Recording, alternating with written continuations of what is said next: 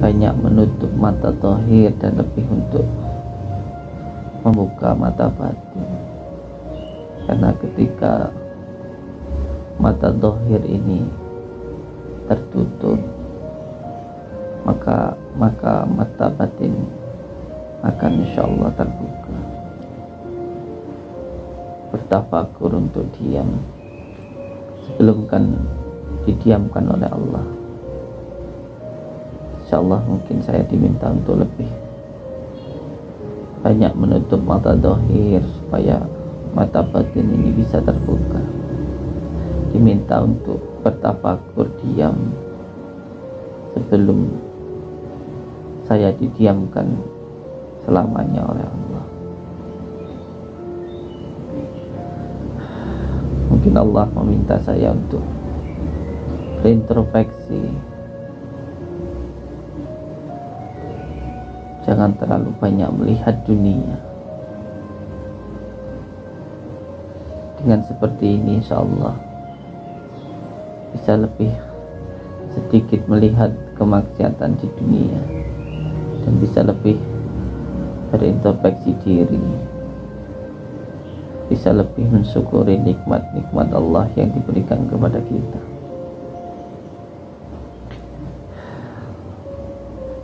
Jika seperti ini Kang Fikri, kita punya berbagai macam keindahan seperti apapun, tidak akan ada gunanya jika biasanya kita melihat keindahan, kemewahan dunia. Jika seperti ini, kemewahan dan keindahan yang ada di dunia ini sama sekali tidak ada gunanya. Dan ternyata keindahan dan kemewahan yang ada di dunia itu bukan yang berada di luar dari diri kita, tetapi yang berada di dalam diri kita.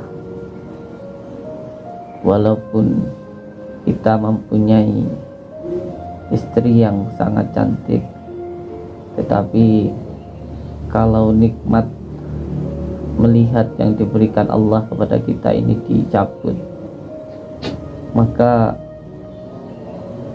istri cantik seperti apapun juga tidak akan ada gunanya.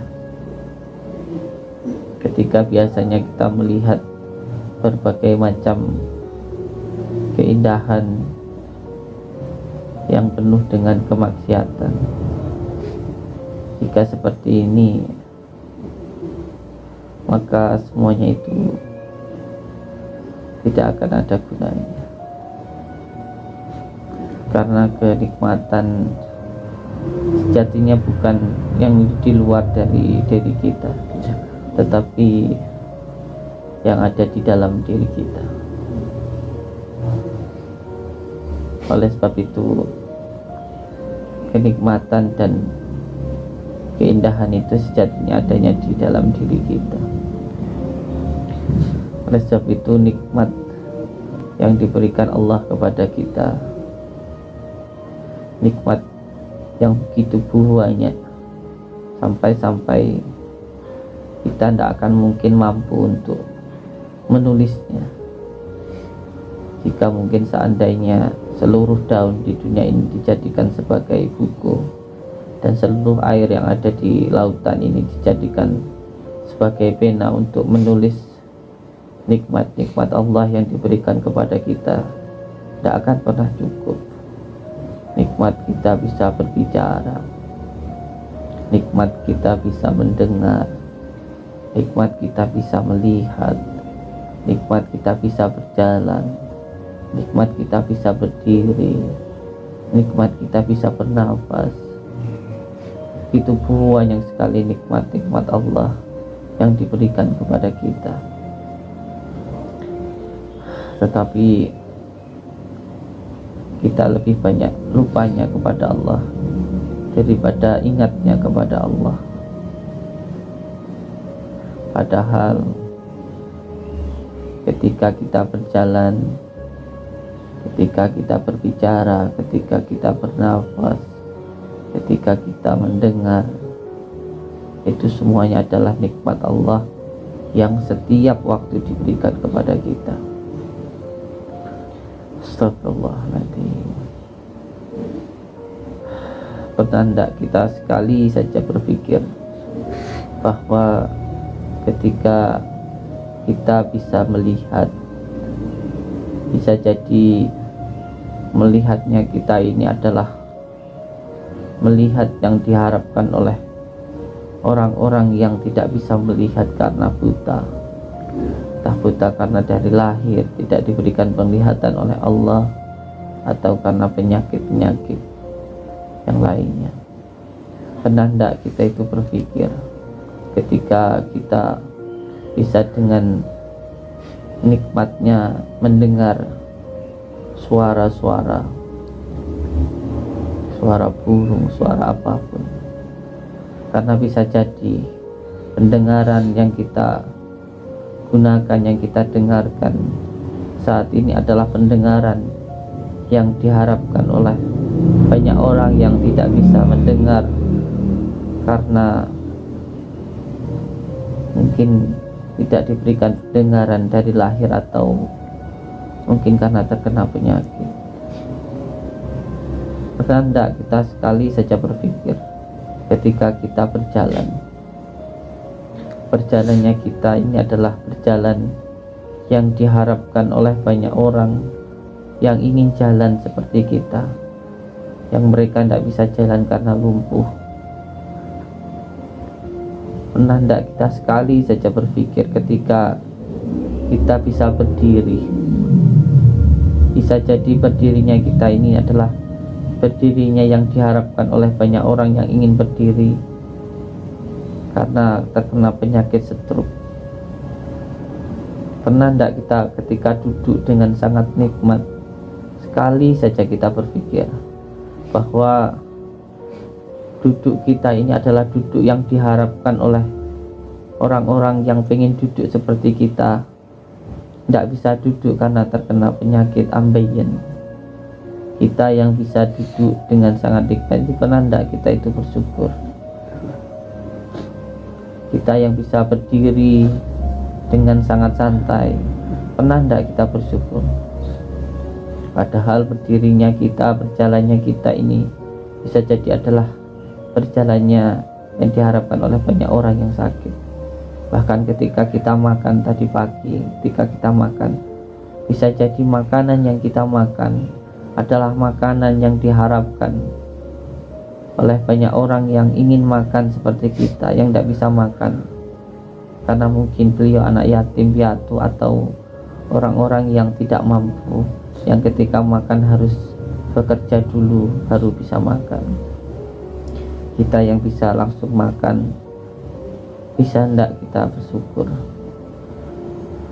Bahkan ketika kita bangun tidur, kita langsung bisa berdiri, langsung bisa berjalan. Itu semuanya adalah nikmat Allah yang diberikan kepada kita. Sampai kita tidur lagi, pernah tidak kita berpikir ketika kita mau tidur, dimulai kita bangun tidur sampai kita tidur lagi, itu lebih banyak kita ingat kepada Allah atau kita lupa kepada Allah? Padahal yang kita gunakan dari mulai kita bangun tidur sampai kita tidur lagi, itu semuanya adalah nikmat pemberian dari Allah. Oleh sebab itu, dengan adanya kejadian ini, dengan adanya musibah ini, menambahkan rasa syukur di dalam hati saya.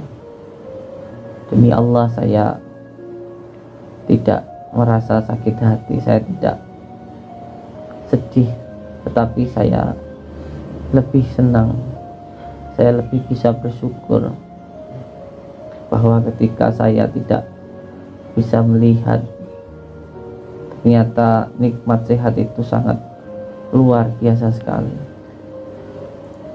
manusiawi kalau saya ada perasaan yang sedih, tetapi sedih saya bukan karena saat ini saya tidak melihat, bukan. Sedih saya karena ternyata ketika saya bisa melihat, saya lebih banyak melihat sesuatu hal yang tidak diridai oleh Allah dengan melihat sesuatu hal yang diridai oleh Allah. Ketika saya masih diberikan mata oleh Allah untuk melihat, mata saya lebih sering melihat sesuatu hal yang tidak diridai oleh Allah daripada saya gunakan untuk melihat sesuatu hal yang diridai oleh Allah. Saya lebih suka nonton TV daripada membaca Al-Quran. Saya lebih suka melihat tontonan, lebih suka melihat hiburan daripada pengajian. Saya lebih suka melihat keindahan-keindahan yang ke dalam. Jadi ini adalah suatu kenikmatan Allah yang diberikan kepada saya. Dengan seperti ini saya lebih bisa mensyukuri nikmatnya melihat. Dengan seperti ini saya lebih bisa berpikir. Toh juga saya saat ini tidak bisa melihat hanya berapa jam saja, hanya berapa menit saja. Lebih banyak waktu saya gunakan untuk melihat. Kenapa saya harus bersedih kalau saya sudah menggunakan mata bertahun-tahun, berpuluh-puluh tahun, dimulai dari saya lahir, dan saat ini pun saya tidak melihat hanya beberapa jam saja, hanya dimulai dari tadi malam sampai sekarang. Lebih banyak melihatnya daripada tidak melihatnya. Lalu kenapa saya harus sedih?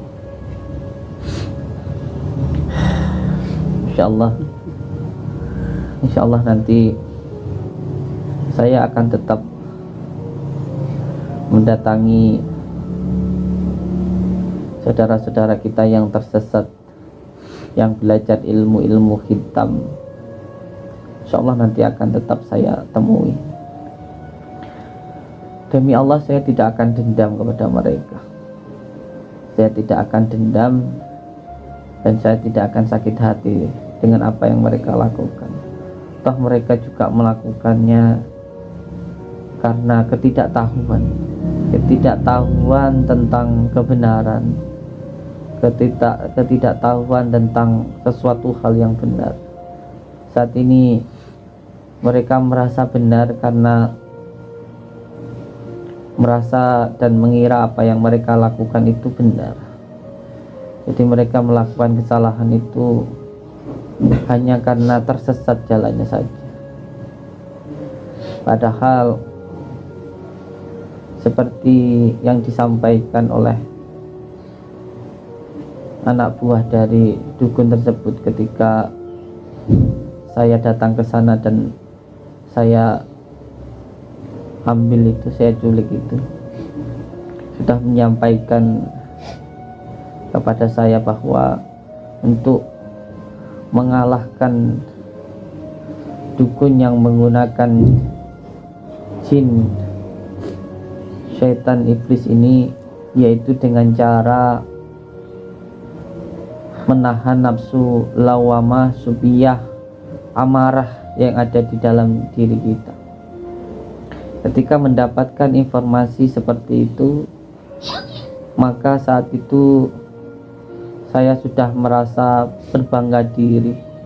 Saya sudah terlalu yakin dengan diri saya bahwa saya akan mampu untuk mengalahkan dukun-dukun tersebut. Di situ saya pikir adalah letak kesalahan saya, karena yang mampu mengalahkan itu hanya Allah. Karena tugas saya itu hanya berusaha. Semua akhirnya harus saya serahkan kepada Allah. Saya tidak boleh merasa bisa, atau merasa mampu, karena yang maha mampu hanya Allah. Disitulah letak kesalahannya. Di saat itu harus berpasrah diri kepada Allah. Nah, ketika beliau menyampaikan kepada saya bahwa ketika ingin mengalahkan dukun yang menggunakan kekuatan iblis ini, yaitu jangan dengan emosi, jangan dengan amarah. Di situ sebenarnya sudah memberikan isyarat dari Allah melewat orang itu bahwa ketika kita berjuang, jangan sampai menuhankan diri kita, jangan sampai merasa diri kita yang paling benar. Di situ sudah ada isyaratnya bahwa ketika kita berjuang, maka di situ harus dihilangkan keakuan kita, harus dihilangkan perasaan bisa di dalam diri kita, karena memang sejatinya kita ini tidak ada, yang ada hanya Allah. Nah, ketika sudah saya merasa bisa, walaupun dengan usaha untuk tidak menahan emosi, selalu berzikir Allah Allah, tetapi ternyata saya tidak menuhankan Allah, tetapi masih menuhankan diri saya. Mulut saya menyebut asma Allah, tetapi saya masih menganggap diri saya ini ada dan saya ini bisa. Dan ketika sana sudah mulai kalah, sudah mulai menyerah, maka saat itu saya lengah. Saat itu saya lengah dan ditaburkanlah bubuk yang beracun itu ke dalam mata saya, di dalam muka saya itu. Padahal untuk mengalahkan syaitan ini, jin ini, bukan hanya jihad, bukan hanya sekedar kita benar. Jadi ketika kita ingin berbuat baik, harus dengan cara yang baik.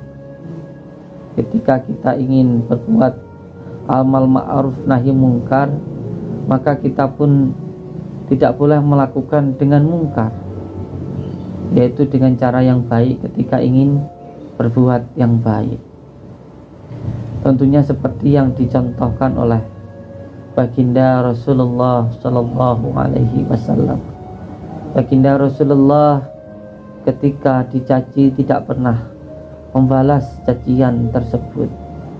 Ketika dihina, baginda Rasulullah tidak pernah membalas hinaan tersebut, tetapi ketika disakiti beliau membalas dengan kebaikan, yaitu dengan cara mendoakan, dan tidak pernah keluar perkataan kotor di mulut baginda Rasulullah Shallallahu Alaihi Wasallam. Bahkan baginda Rasulullah ketika ada orang kafir yang buta, ketika itu oleh baginda Rasulullah Shallallahu Alaihi Wasallam disuapi, diberikan minum setiap harinya. Nah, ketika disuapi oleh baginda Rasulullah Shallallahu Alaihi Wasallam, orang buta ini selalu mengatakan, "Hai kamu, pernah kamu mendengar kata yang namanya Muhammad?" Baginda menjawab, "Iya, saya dengar."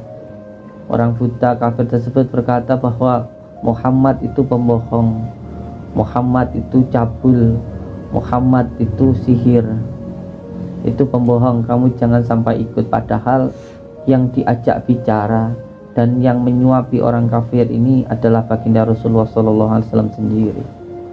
Itulah yang dikerjakan baginda Rasulullah SAW di setiap harinya. Nah, ketika baginda Rasulullah SAW wafat, maka sahabat baginda Rasulullah SAW, Abu Bakar Siddiq radhiyallahu anhu, beliau datang ke tempat kediaman baginda Rasulullah SAW, lalu bertanya kepada anak beliau apa saja yang dilakukan oleh baginda Rasulullah SAW ketika beliau masih hidup. Anak beliau menjawab, biasanya baginda ini sering ke pasar dan menyuapi orang kafir yang buta itu. Lalu Abu Bakar Siddiq, inilah cinta kasih yang diajarkan oleh baginda Rasulullah Sallallahu Alaihi Wasallam. Walaupun kita belum bisa mencontoh secara kafah, tetapi sedikit demi sedikit mari sama-sama kita mencontoh akhlak baginda Rasulullah Sallallahu Alaihi Wasallam yang ketika disakiti lalu membalas dengan kebaikan, karena memang kebaikan itu tujuannya adalah untuk mencari ridha Allah, bukan untuk kepada makhluk. Pernah suatu ketika baginda Rasulullah SAW sedang duduk dengan Abu Bakar. Lalu ketika itu ada orang yang sangat benci sekali dengan Abu Bakar, lalu menghina, mencaci, membuli Abu Bakar. Ketika Abu Bakar dibuli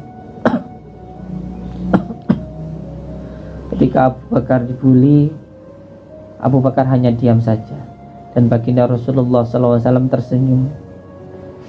Lalu ketika terus menerus dibuli, Abu Bakar tidak tahan, lalu berdiri dan membalas cacian tersebut. Nah, ketika itu baginda Rasulullah SAW ikut berdiri dan pergi. Nah, ketika itu Abu Bakar menyusul baginda Rasulullah SAW, lalu bertanya, "Ya baginda Rasulullah, tadi ketika saya dicaci, lalu saya diam, panjenengan saya lihat tersenyum. Lalu ketika saya membalas cacian tersebut, saya lihat panjenengan murung dan pergi. Kenapa ya baginda Rasulullah?" Lalu baginda Rasulullah SAW menjawab bahwa ketika panjenengan dicaci dan panjenengan diam, maka saat itu seluruh malaikat turun dan mendoakan panjenengan. Lalu ketika panjenengan berdiri dan membalas cacian-cacian dari orang-orang tadi, maka ketika itu malaikat pergi dan datanglah syaitan. Nah, ketika syaitan datang itulah saya pergi. Subhanallah, Masya Allah. Inilah sebenarnya adab-adab yang diajarkan oleh baginda Rasulullah Sallallahu Alaihi Wasallam. Tidak perlu susah ketika kita berbuat baik lalu orang tidak berbuat baik kepada kita, sebab kebaikan itu bukan untuk manusia tetapi untuk mencari ridha Allah. Tidak usah gundah ketika perbuatan baik kita tidak dihargai oleh orang lain, karena ketika kita berbuat baik, sejatinya kebaikan itu untuk diri kita sendiri, bukan untuk orang lain. Ketika kita dikatakan bodoh oleh orang lain dan kita tidak membalas cacian tersebut, yang mengatakan kita bodoh tadi akan dihinakan oleh Allah. Dan kita ketika dikatakan bodoh dan tidak membalas perkataan bodoh tadi, maka yang dikatakan bodoh tadi insya Allah akan dinaikkan derajatnya oleh Allah. Tapi kalau kita dikatakan bodoh oleh orang lain lalu kita membalas perkataan cacian tersebut, maka hikmahnya akan hilang. Tidak ada seseorang yang akan dinaikkan derajatnya oleh Allah lalu tidak diuji oleh Allah. Setiap seseorang yang mau dinaikkan derajatnya oleh Allah, itu pasti akan diuji dulu oleh Allah. Bisa diuji dengan cacian, dengan pujian, maupun dengan hinaan. Tetapi yang paling penting bahwa semuanya tadi adalah ujian untuk diri kita supaya kita bisa lebih dekat kepada Allah. Dan sebab itu apapun yang menjadi ajaran dari baginda Rasulullah SAW adalah jalan terbaik untuk diri kita. Saudara-saudaraku semuanya, mohon doanya semoga kita semuanya selalu dalam lindungan Allah Subhanahu wa ta'ala, mendapatkan rezeki yang berkah, yang barokah, yang berlimpah, keluarga kita bisa sakinah, mawaddah warahmah, dan diberikan keturunan yang soleh dan solehah. Tidak usah gelisah susah ketika apa yang kita lakukan baik lalu kita tidak dibalas dengan kebaikan. Yakin bahwa Allah Maha melihat. Apa yang kita lihat di dunia ini adalah pelajaran untuk diri kita. Semua yang ada di dunia ini adalah guru untuk diri kita. Lihatlah tanah ini. Ketika tanah ini diberikan kotoran, maka tanah ini semakin baik negara kita, NKRI harga mati. Karena di akhir zaman seperti ini yang menjadi fitnah dajjal ialah adu domba, kebencian. Jangan sampai kita mudah diadu domba. Jangan sampai kita mudah untuk membenci sesama kita. Karena jalan masuknya syaitan itu ialah kebencian, merasa diri paling benar. Di akhir zaman nanti banyak orang yang pintar tapi tidak benar. Akan ada banyak negara-negara Islam yang akan hancur karena berperang.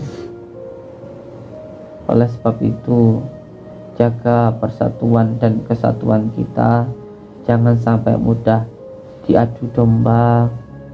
Jangan sampai mudah terpedaya dengan isu-isu hoaks yang disampaikan oleh beberapa orang. Tetap berpegang teguh kepada tali Allah dan jalankan sunnah-sunnah baginda Rasulullah Shallallahu Alaihi Wasallam. Saya bukan kiai, saya bukan ulama, saya hanya pemulung rongso yang hidupnya setiap hari hanya dengan kotoran. Saya mengingatkan untuk diri saya sendiri dan untuk semua saudara-saudaraku. Berikanlah apa yang kita harapkan, maka kita akan mendapatkan apa yang kita inginkan. Berikanlah apa yang kamu inginkan, maka kamu akan mendapatkan apa yang kamu harapkan. Kalau kamu ingin dapat jagung yang banyak, maka kamu harus mau membuang jagung kamu yang sedikit ke dalam tanah, maka akan tumbuh banyak jagung. Ketika kamu ingin dapat padi yang banyak, maka kamu harus mau membuang padi ke sawah agar tumbuh banyak padi. Ketika kamu ingin disayangi oleh orang, maka sayangilah orang lain. Ketika kamu ingin dihormati oleh orang, maka hormatilah orang lain. Ketika kamu ingin diajeni oleh orang lain, maka ajenilah orang lain.